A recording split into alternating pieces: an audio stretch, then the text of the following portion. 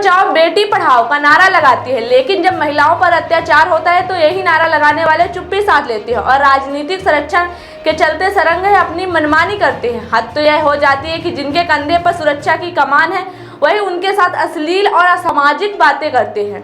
मामला सुहागी थाना क्षेत्र का है, जहां की रहने वाली युवती पुलिस अधीक्षक कार्यालय पहुंची और आप बीती सुनाई है। पीड़िता ने बताया कि उसके साथ 2021 से गांव के ही राजू तिवारी, मनोज तिवारी, सुहास तिवारी, बबलू मिश्रा के साथ अन्य लगातार परेशान कर रहे हैं। हद तो यह हो गई कि पुलिस के सामने भी उसके और उसके नाना के साथ सरंगों ने मारपीट की। युवती ने तत्कालीन थाना प्रभारी पवन शुक्ला और वह तत्कालीन एसडीओपी समरजीत सिंह के पास पहुंची तो उसके द्वारा उनके साथ अश्लील बातें की जा रही थी। युवती ने बताया कि 21 मई को वह सुहागी थाना क्षेत्र के पंचमा के पास अपने कॉलेज से लौट रही थी। उसी समय सुहास तिवारी नाम का व्यक्ति उसकी फोटो खींच और एडिट कर वायरल किया, जिसकी शिकायत वह महिला थाना में की, लेकिन थाना प्रभारी ने भी उसकी सुनवाई नहीं की। जब वह अर्जुन मिन्नतें करने लगी तो आरोपी को बुलाया गया और उसका मोबाइल चेक किया गया तो उसके मोबाइल में फोटो नहीं मिली, जबकि वह पहले ही एडिट कर वायरल कर चुका था और फोटो डिलीट कर दिया था। पीड़िता ने बताया कि वह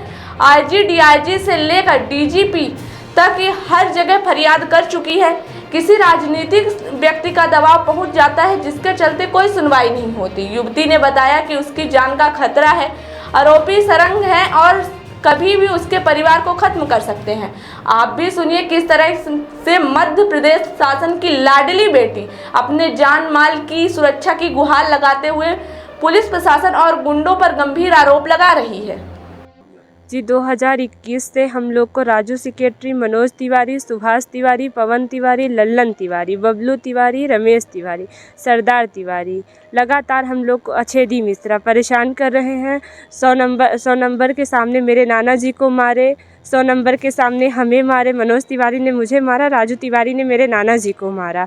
उस 100 नंबर वाले खड़े थे। उसके बाद मैं रिपोर्ट करने गई तो वो बोले कि तुम्हारी ही गलती है, तो उसमें कुछ नहीं होगा। पवन शुक्ला उस समय टीआई थाना प्रभारी थे तो उन्होंने कुछ नहीं किया। उसके बाद मैं एसडीओपी समरजीत सिंह के यहाँ गई, उन्होंने भी मतलब अश्लील तरीके से हमसे बात किया करते थे एसडीओपी सर।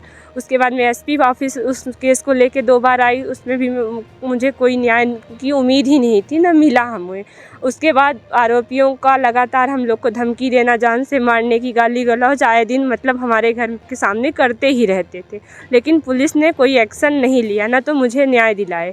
उसके बाद अभी 31 मई को हम कॉलेज से वापस तहसील के सामने पचामा जूस पी रहे थे तो सुभाष तिवारी ने मेरी फ़ोटो खींचा और बताया कि मैं तुम्हारी फ़ोटो खींच रहा हूँ और देखना तुमको बर्बाद कर डालूँगा। सुभाष तिवारी ने वहाँ सबके सामने ऐसा मुझे बोला। उसके बाद फ़ोटो वीडियो वायरल हुई गलत तरीके से। मैं सुहागी थाने गई तो वो बोले, मुझे आश्वासन दिए कि फ़ोटो अगर पकड़ी गई उसके मोबाइल में तो मैं उसका फ़ोन जब्त करूँगा, उसके खिलाफ़ जो कानूनी कार्यवाही होगी मैं करूँगा। उसके बाद मैं 10-12 दिन रुकी।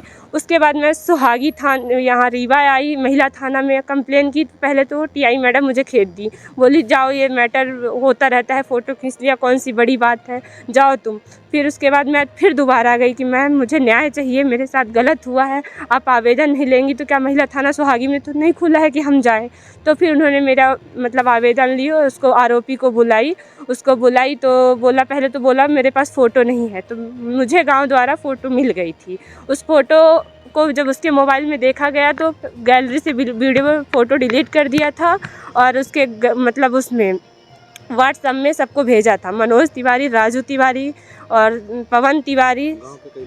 हाँ, गांव मतलब अपने ही उसमें सबको भेजा था और गांव में ही वायरल किया था, तभी तो गांव से हमको मिली। फिर उसके बाद मैम बोली कि तुम जाओ, हो गया।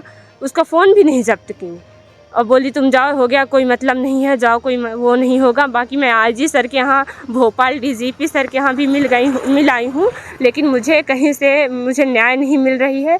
आज मैं 8-10 दिन से अपने घर से बाहर हूँ, मुझे जान से मारने की धमकी देते हैं। मैं यहीं ऐसी किसी तरह से रह रही हूँ, कहीं रोड के पास कहीं रह रही हूँ और मुझे शासन प्रशासन से कोई न्याय नहीं मिल रही है। इन 10 दिनों में कहाँ आप रह रही हैं? क्या कोई उम्मीद किसी प्रशासनिक अधिकारी? नहीं, मुझे पहले तो लगा कि महिला थाना से मुझे उम्मीद मिलेगी, लेकिन क्या होता है, पहले तो लोग एक्टिव होते हैं करने के लिए, बीच में पता नहीं कौन क्या कर देता है मुझे नहीं समझ में आता। किसी का फ़ोन आ जाता है या किसी नेताओं का फ़ोन आता है, मैं नहीं समझती। और मैटर तो ठीक है, लेकिन एक लड़की की सम्मान की बात है, मेरे चरित्र पर लांछन लगा रहे हैं, तो कौन ऐसा व्यक्ति है कि उन दोषियों को बचाने का प्रयास कर रहा है, मैं नहीं समझ पा रही हूँ। इन 10 दिनों आप दर दर भटक रही हैं। जी। कैसे आप कहाँ रह रही हैं? क्या हो गया, मैं कहीं रह लेती हूँ, इसी तरह से अपना जीवन यापन करती हूँ। रिश्तेदारों के यहाँ? रिश्तेदार हमारे नहीं हैं, हमारी एक टीचर हैं, तो उन्हीं के यहाँ मैं रहती हूँ। अब वो भी डरती हैं कि इधर उधर उनको भी परेशान करेंगे लोग, जैसे मैं उनके यहाँ रहती हूँ, तो अब वहाँ भी मैं नहीं रहती हूँ। क्या लगता है आपकी जान को खतरा है? हमारी जान को खतरा है। अगर पुलिस प्रशासन इस तरह से मौन बैठी रहेगी तो ये दिन दूर नहीं है कि हम लोग को, हमारे पूरे परिवार को ये लोग साफ कर देंगे, क्योंकि इनकी जो वो है बढ़ती जा रही है। मैं देख रही हूँ कि पुलिस तो कुछ कर नहीं रही, तो इनकी निर्भीकता बढ़ रही है। और कहते भी हैं कि हम पुलिस को जेब में रख के चलते हैं, 100 नंबर बोलते हैं कि हम बहुत करेंगे, जान से मार डालेंगे, और कुछ कर नहीं पाएंगे ये लोग हमारा। बहुत जाएंगे थाने में आवेदन देंगे, तो वहाँ पैसा देकर हम लोग छूट आएंगे।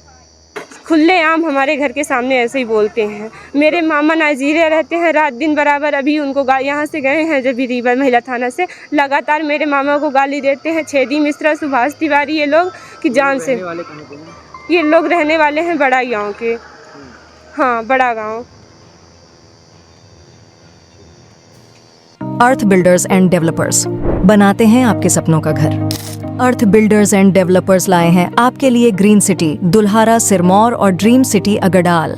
ग्रीन सिटी दुल्हारा सिरमौर में हमारे पास उपलब्ध है 2400 से 13,000 वर्ग फीट तक के प्लॉट, वो भी मात्र 150 रुपए प्रति वर्ग फीट के रेट में। ड्रीम सिटी अगडाल में 1800 से 4000 वर्ग फीट तक के प्लॉट उपलब्ध है 525 रुपए प्रति वर्ग फीट के रेट में। Dream city Agdal Rewa city से मात्र 8 किलोमीटर की दूरी पर, चोराहटा एयरपोर्ट से मात्र 1 किलोमीटर की दूरी पर, रेलवे स्टेशन से मात्र 4 किलोमीटर की दूरी पर। अधिक जानकारी के लिए संपर्क करें 9966931627, 8962758722, 9425377857। हमारा एड्रेस है earth builders and developers, flat number 311, A block, Samdariya building, new bus stand, Rewa.